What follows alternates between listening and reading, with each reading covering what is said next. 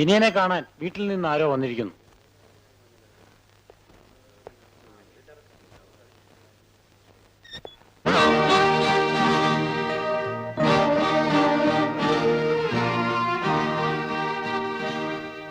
എന്നെങ്കിലും ഒരിക്കൽ നീ വരാതിരിക്കില്ലെന്ന് എനിക്ക് ഉറപ്പുണ്ടായിരുന്നു.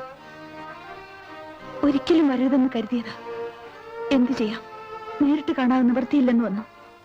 കാരണം എനിക്കറിയാം സുധേ, നിന്റെ വയറ്റിൽ വളർന്ന കുഞ്ഞിന്റെ പേരിൽ നീ എന്നോട് ക്ഷമിച്ചു. ദൈവമായിട്ട് ഇണക്കി ഈ കണ്ണി നമ്മളായിട്ട് അറക്കരുതെന്ന് നീ തീരുമാനിച്ചു.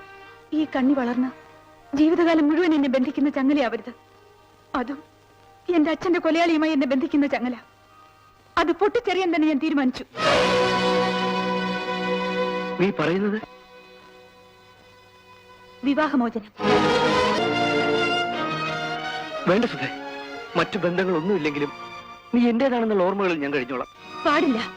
ഒരു കൊലയാളിയുടെ ഭാര്യയായിരിക്കാൻ എനിക്ക് മനസ്സില്ല, നിയമത്തിന്റെ മുന്നിൽ പോലും. ഇതാ. ഇതെന്താണ്? വിവാഹമോചനത്തിനുള്ള വക്കീൽ നോട്ടീസിന്റെ കോപ്പി. അപ്പോ എല്ലാം തീരുമാനിച്ചോണ്ട് തന്നെയാണോ നീ വന്നത്? എല്ലാം. നിങ്ങൾ എതിരെ നിൽക്കാതിരുന്നാൽ കോടതി കയറാതെ കഴിയും. 4 പേരറിഞ്ഞ് നാണക്കേട് കൂടാതെ കഴിക്കാം. അല്ല, അത് നിങ്ങൾക്ക് വേണമെന്നുണ്ടെങ്കിൽ അതിന് ഞാൻ തയ്യാറാണ്. ഉടനെ മറുപടി പറയണമെന്നില്ല. ആലോചിച്ചൊരു തീരുമാനം തന്നെ അറിയിച്ചാൽ മതി.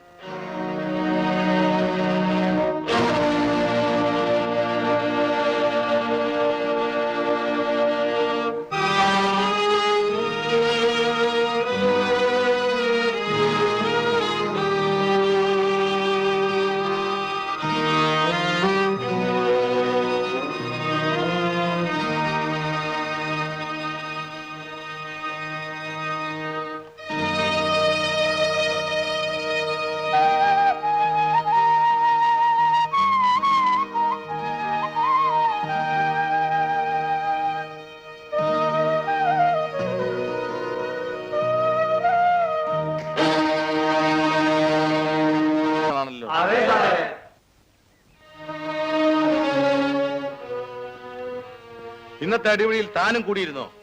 അതെ, ഞാനാണ് അവൻ അടിച്ചത്. ആരെ? സാർ ആദ്യമേ പറഞ്ഞയച്ചില്ലേ, അവനെ. രാമുവിനെ താൻ അടിച്ചിട്ടെന്നോ? കൊള്ളാമല്ലോ. അവനെ ഒതുക്കാൻ ഒരാളെങ്കിലും ഉണ്ടായല്ലോ. ഇത്രയും നല്ലവരുടെ കൂടെ താനൊരു തല്ലുകാരൻ, റൗഡി, കൊള്ളരാത്തവൻ. തന്റെ കൂടെ കഴിഞ്ഞാൽ നല്ലവരായ ഇവരും ആകെ വഷളാകും, ഇവരും കുറ്റവാളികളാകും. അതിന്റെ പേരിൽ തന്നെ ജയിലിൽ നിന്ന് പുറത്താക്കാൻ തീരുമാനിച്ചിരിക്കുന്നു. ബാക്കിയുള്ള ശിക്ഷയുടെ കാലാവധി കുറയ്ക്കാൻ വേണ്ടി ഞാൻ മേലിടത്തേക്ക് ശുപാർശ ചെയ്യുന്നുണ്ട്. ഓക്കെ? Thank you sir. എന്റെ ശുപാർശ കിട്ടിയ നിമിഷം താൻ രക്ഷപ്പെടും. ജയിൽ മന്ത്രി എന്റെ മകനല്ലേ? സാറിന് അത്രയും പ്രായമായ മക്കളുണ്ടോ? ഉണ്ടോന്നോ? ഇനിയൊരുത്തൻ വിദേശത്ത കയറ്റുമതി ഇറക്കുമതി, 1ാം തരം ബിസ്ക്കറ്റ്സ്. 3ാമത്തവൻ ബ്ലേഡ് കമ്പനി നടത്തി നാട്ടുകാരെ സേവിച്ചുകൊണ്ടിരിക്കുക. ഈ നിലയിലുള്ള 3 മക്കളുണ്ടായിട്ട് സാർ ഇവിടെ കിടന്ന് കഷ്ടപ്പെടേണ്ട വല്ല കാര്യമുണ്ടോ? അതിനൊരു കാരണമുണ്ട്. മക്കളെ 3 തിരക്ക് പിടിച്ച പണിയിലാണല്ലോ. ഒരുത്തൻ ദുബായിലാണെങ്കിൽ വേറൊരുത്തൻ മദ്രാസില്, മറ്റൊരുത്തൻ തിരുവനന്തപുരത്ത്. 3നെ ഒന്നിച്ച് കാണാൻ എനിക്ക് ഭയങ്കര ആഗ്രഹമുണ്ട്, പക്ഷെ നടക്കുന്നില്ല. ഏതെങ്കിലും ഒരു ദിവസം 3ഉം കൂടി ഒന്നിച്ച് ഇതിനകത്ത് എത്തും. It is definite. ചെയ്യുന്ന തൊഴിൽ അത്തരത്തിലുള്ളതാണല്ലോ. അങ്ങനെ 3നെയും കൂടി ഒന്നിച്ച് കണ്ടിട്ട് വേണം എനിക്കൊന്ന് റിട്ടയർ ചെയ്യാൻ. ആട്ടെ, പറഞ്ഞതുപോലെ നമ്മൾ ചെയ്ത കുറ്റം എന്താണെന്ന് പറഞ്ഞില്ലല്ലോ. എന്റെ ഭാര്യയുടെ അച്ഛനെ കൊന്നു.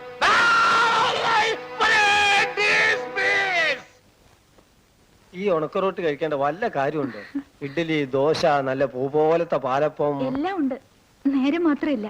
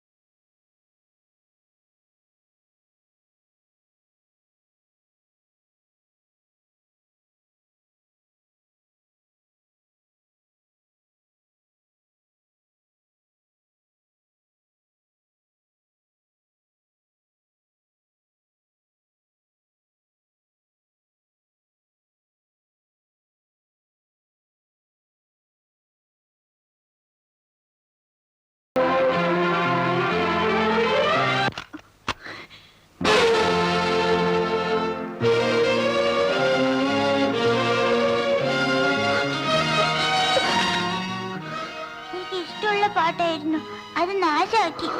ഈ അമ്മ നല്ല അമ്മയല്ല. ചിലങ്ങാണ്ട് മര്യാദയ്ക്ക് വന്നു.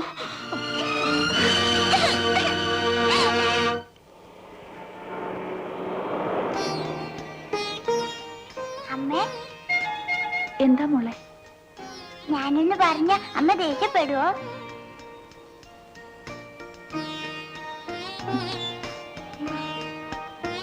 മോൾ എന്ത് പറഞ്ഞാലും അമ്മ ദേഷ്യപ്പെടില്ല. പറഞ്ഞോളൂ, മോക്ക് എന്താ വേണ്ടത്?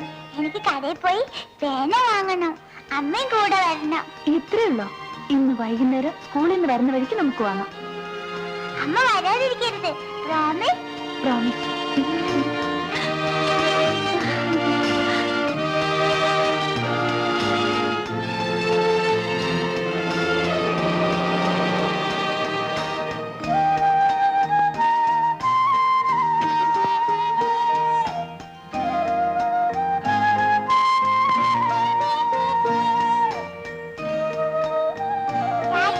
Bye bye.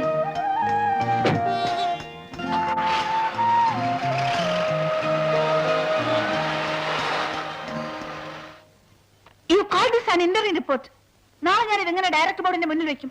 കറണ്ട് കട്ട്, റാ മെറ്റീരിയൽസ് കിട്ടാനുള്ള ബുദ്ധിമുട്ട്, വിൽപ്പനയിലുള്ള മന്ദഗതി, ഇത് മുഴുവൻ ഇതിൽ പച്ചയായി എടുത്തു പറയുന്നു. ഇതൊക്കെ സത്യമാണ് മാഡം. അത് നിങ്ങൾ പറഞ്ഞോണേ എനിക്ക് മനസ്സിലാവാൻ. ഹരിചന്ദ്രനായിട്ട് കമ്പനി നടത്താൻ പറ്റില്ല മിസ്റ്റർ. ഉടനെ റിപ്പോർട്ട് മാറ്റി എഴുതണം. കമ്പനി ഇറക്കാൻ പോകുന്ന പുതിയ ഉൽപ്പന്നങ്ങൾ, പ്രതീക്ഷിക്കുന്ന ലാഭം, കൂടി വരുന്ന വിൽപ്പന, ഇവയൊക്കെ പറഞ്ഞു വേണം റിപ്പോർട്ട് എഴുതാൻ. മനസ്സിലായോ? ശരി മാഡം. നാളെയാണ് ബോർഡ് മീറ്റിംഗ്, അത് മറക്കണ്ട. ഈ റിപ്പോർട്ട് തയ്യാറായി കണ്ടതിന് ശേഷമേ ഞാൻ വീട്ടിൽ പോകും. Come on quick.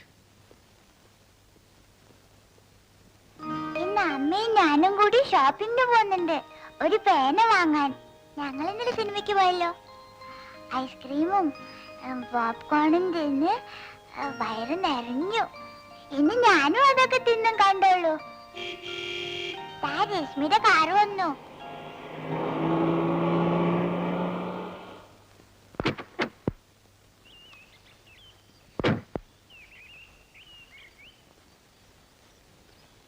അമ്മ എവിടെ?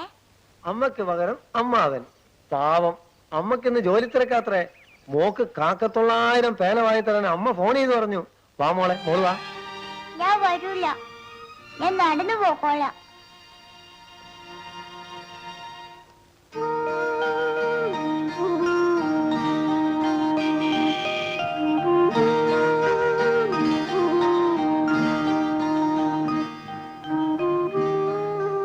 മണി വരെ മോളിൽ കാത്തിരിക്കായിരുന്നു. ഇപ്പോഴങ്ങോട്ട് ഉറങ്ങിയുള്ളൂ. പാവം, അത്താഴവും കഴിച്ചിട്ടില്ല. മനഃപൂർവ്വം അല്ല മാവ. നാളത്തെ ബോർഡ് മീറ്റിംഗിനുള്ള റിപ്പോർട്ടിന്റെ ജോലി തീർത്തത് ഇപ്പോഴാണ്. ആ പുതിയ മാനേജർ ഹീസ് അബ്സല്യൂട്ട്ലി യൂസ്ലെസ്. എല്ലാം ഞാൻ നേരിട്ട് ചെയ്യണം. എന്റെ ഭാരം ഞാൻ ആരോട് പറയും? എന്തൊക്കെ ഉണ്ടെങ്കിലും ഒരാൺതുണ ഇല്ലാത്തതിന്റെ കുറവാണ് മോള്. രശ്മിയുടെ അച്ഛൻ പുറത്തു വരാൻ അധികം കാലല്ല. മോള് കുറെയൊക്കെ ക്ഷമിക്കുകയും പൊറുക്കുകയും ചെയ്താൽ എല്ലാം ശരിയാവും. മറക്കാനും പൊറുക്കാനും കഴിയുന്ന കാര്യമാണ് ആ മനുഷ്യൻ ചെയ്തത്. ഞാൻ ജീവന് തുല്യം സ്നേഹിച്ചിരുന്ന എന്റെ അച്ഛനെ. എന്നെ സംബന്ധിച്ചിടത്തോളം പശുവും ചത്തു, മൂറിലെ പുളിയും കെട്ടും. ഇങ്ങനെ ഒരു സംസാരം ഇനി ഈ വീട്ടിലുണ്ടാവരുത്. മോളും അത്താഴം കഴിച്ചില്ല. എനിക്ക് വിശപ്പില്ല.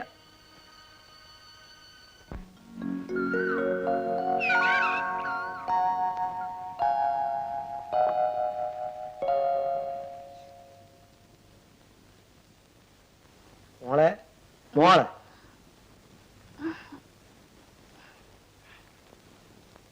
അമ്മ നേരത്തെ ഓഫീസിൽ പോയില്ലേ? മോള് പോയി പല്ല് വെച്ച് വന്നിട്ട് ഈ പാല് കുടിച്ചാട്ടെ. ചോദിച്ചത് കേട്ടില്ലേ? ഈ വീട്ടിൽ ആർക്കും എന്നെ വേണ്ടണ്ടായി. അങ്ങനെ പറയല്ല മോളെ. പാവം, അമ്മയ്ക്ക് സമയമില്ലാഞ്ഞിട്ടല്ലേ. മറ്റാരുടെ അമ്മമാർക്കില്ലാത്തൊരു ജോലി തിരക്ക്. അതൊന്നുമല്ല, അമ്മയ്ക്ക് എന്നെ ഇഷ്ടമല്ല. ഇന്ന് അമ്മ ഒന്ന് പേന വാങ്ങി തന്നല്ലാതെ ഞാൻ സ്കൂളിൽ പോവില്ല. ആഹാ, പേനക്കാണോ? എങ്കിലും വന്നാട്ടെ. മോളോട് അമ്മക്ക് എത്ര ഇഷ്ടമുണ്ടെന്ന് ഇപ്പൊ അമ്മാവൻ കാണിച്ചു തരാവാ.